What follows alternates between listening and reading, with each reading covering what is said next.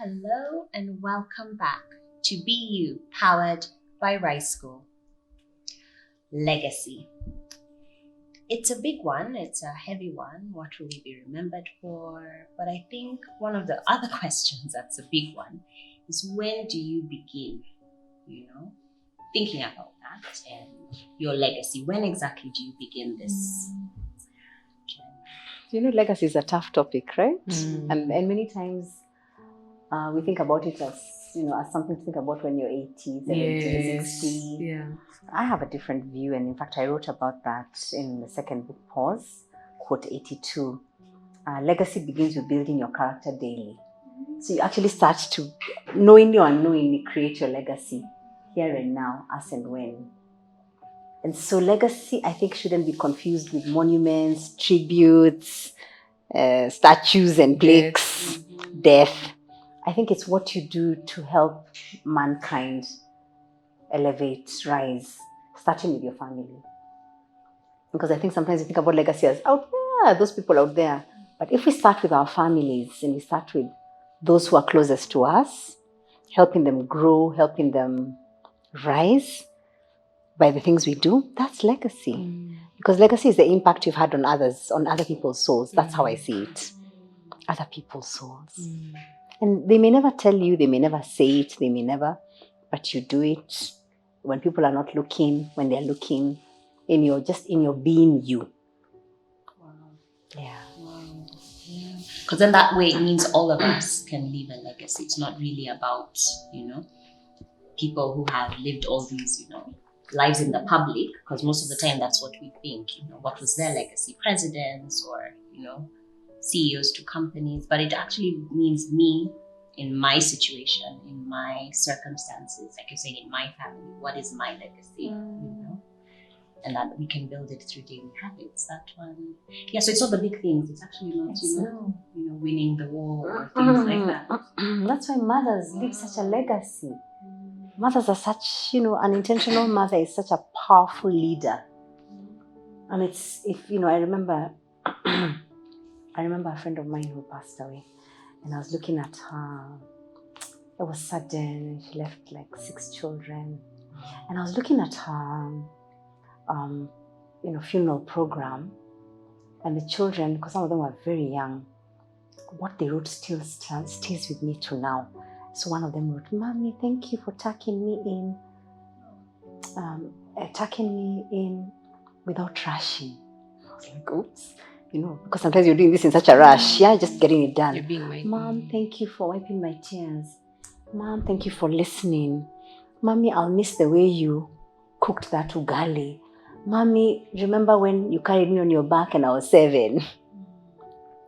So I think we have to move away from the grandiose of big things. I think the extraordinary happens in ordinary moments. Just like I think that it's not about quality time, it's the quantity that you find the quality in. And that's where those moments really make a difference. Yeah. They're so somber. Hey! It's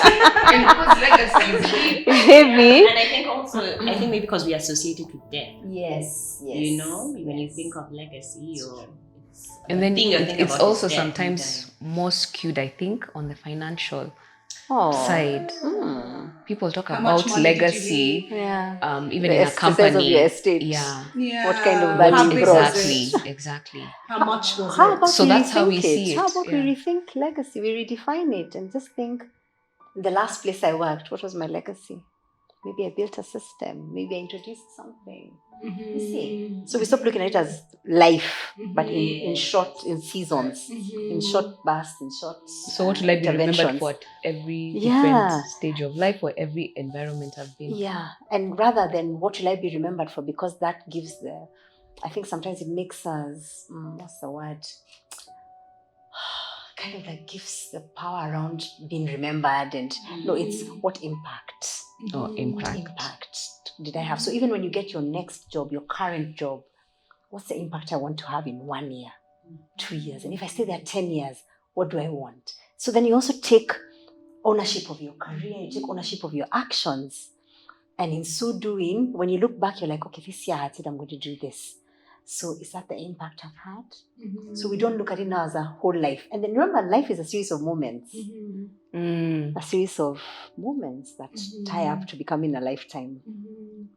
So legacy is about impact. And intentional impact. Yes. And whereby you're deliberately Don't worry doing about them things. remembering. Don't worry about that.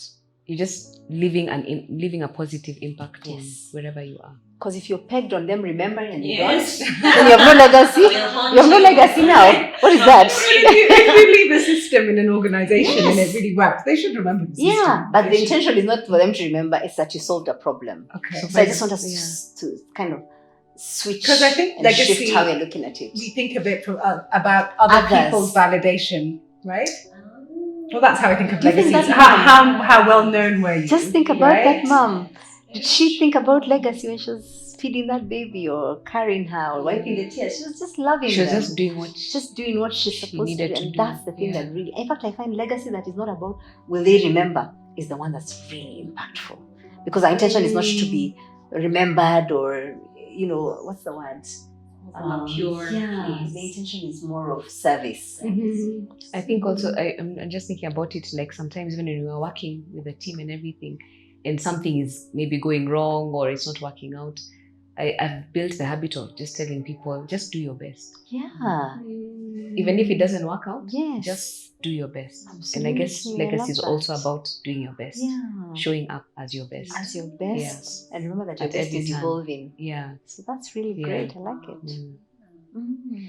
I met somebody once who said that life is about memories. Actually, I met someone at a party and we argued about it for about 3 hours. I don't know why, but he was like, life is about memories. It's about memories. And I was YOLO. like, wow. You Because live- I had never really thought about creating a memory before the time has happened. Yes. Uh-huh. Doing Proactive. something to create a memory and then having a memory. You get what I mean? Yes. Like he was intentional, Being intentional Yes, about that's what it memories. is. about having a nice memory bank. Okay. Just Yes. just the Maybe life, I've never right? thought of that one. Yeah, and that at the end of, and that's the thing that makes us happy is the memories. And then, I had a relationship with someone who was quite short, but we were very intentional about creating memories, and we kept saying, "Oh, that's a nice memory. That's a nice memory." And actually, those memories are like still really, really valuable now. And I thought, yeah, it's really the little things. I mean, and these memories were just like having a picnic and a burrito, nothing even like. It's usually not the fancy stuff. Yeah. Yeah. But I was like, yeah, and I think starting to think of it like that, like you can actually create a more fulfilling life for yourself when you're thinking about, will I treasure this memory? Yeah, not just going through the motions. Yeah, not just, because we waste a lot of time, right? We're just doing things. We've not really asked ourselves if it's something that we value, if it's meaningful to us. And that's such a powerful point, because then when you think about it from family, which is where I think the most important starting point for legacy, then how do we then create those memories and as a result legacy? So I really like the fact that you had that conversation, because then we start seeing meaning in things that you may not have seen meaning in. You see? Which ties down to Like the fact washing that the dishes with your kids. Yeah, you don't know. Quite a nice memory. Quite a moment, quite a moment, quite a memory. Yeah. So what meaning are you associating to things is probably where we could start to ask ourselves, because we're doing these things many times, but we're like just going through the motions. But what if we connected, a meaning to that thing? Love, service, something. Or even just giving of ourselves. I think being you is also part of, okay, I know I'm me, but I'm going to give a piece of myself to this person by paying attention to them, by serving them, by doing whatever, by playing with them. Playing wheelbarrow, and you're the wheelbarrow, and that gives so much joy. Yeah, you get a bit of an aching back, but it's okay, because look at what it did to the atmosphere in the house. You see? Yeah. There's something we talked about earlier about self-awareness and self-knowledge. So I think to be able to think about what legacy can you leave, or what memories do you want to create, it's got to do a lot with your calling, your personality, your passions. It's still going to be you, right? Yes. And I think to be intentional about like what you're leaving behind or what impact you've had behind, it's about kind of knowing what impact you have in the first place. What kind of impact does your presence have? Yes. So how do you get that self-awareness? Is it just following your heart from the inside, but is it also getting feedback from the outside? Yes. I think it's a combination of both. Because there are things you do and you're like, wow, that was so good. Oh my goodness. And no one needs to tell you it was good. You just feel you did such a great job or you served so well or whatever. But there's also the perspective that we may have blind spots and hidden spots. So in the book Rise, we talk about doing a SWOT analysis, which I think we get people to do in the Rise Masterclass. And the idea of having people tell you your strengths, weaknesses, opportunities, and threats is daring. Yeah. Because you want to hear the strengths and opportunities, not the threats and weaknesses, you know. But imagine if that young person tells you, you know, when you do this, this is how it comes across. I don't like it when you do this. Could you consider stopping this, starting this? So it gives you a lesson or an insight on your impact on others, intended or unintended. How often should someone do a SWOT analysis? Every year. It's a great start. Because we're evolving, we're changing. As I said earlier, we're not the same ones we were last year. Also, the season has changed. You're doing different things, or maybe it's the same thing by doing it differently. And you might find someone else who may not have interacted with you last year who can give you another insight. So if you think in customers, the customers maybe you had last year, not the ones you have now. You see? Yeah. So it gives you another lens. At least annually would be great. Leadership and legacy is hard work, just like love and life, but it is not hard, meaningless work. I think it's very meaningful. I think especially if you're being authentically yourself, then you're just in your most easeful self, right? You're in your best self, your most, it shouldn't be a struggle. But sometimes it's you, but it's a struggling you. You've never been in that struggling you, a space where you're not happy, you're not at ease, you're struggling. But that's the you. Those are the Then it tells you something must change. Something should change. Exactly, something needs Most to people change. don't want to do the hard work when they're struggling. Right, but struggling for long is also hard. But maybe I wonder about that's that. all like, you know. Isn't ignoring it harder? Yeah. Because you're just miserable. But I find that fascinating how some people can stay in mediocre, in something that's not comfortable. Because that's what they know. That's what's comfortable then. Yeah. I don't know how many they have paid. The coaching clients have paid. Yeah. It's like, you should wake up, but you're still sleeping. But in the body, it's different, right? Like if you have a really bad pain in the body, you go to the doctor. Not always. Some people will self-medicate. Some people will numb it with something. Yeah. The wise one will go and see the doctor and do the X-ray. But you can't ignore it as much as you can ignore your emotions. You can ignore it until it's too late. Yeah. But the emotions are easier to ignore. They're easier to ignore. You're right. So it's like the same thing. We all get the signals of just being uncomfortable, this, that, and the other. It's whether we take it as a cue to actually go within and figure it out. I think that one of the things that blocks us people from living a legacy that's really impactful is back to pride. Pride is really featuring a lot. But I have found that the pride that comes with us not wanting to ask for help. So I was saying that, so we have coaching clients and they've paid for coaching. And then they choose not to show up for the session because they're like, I'm in such a bad space. I'm like, but that's where you need the coaching. You never paid for it. Like, oh, I thought I need to sort myself. Then I come. I'm like, okay. So now I'm saying it from the beginning.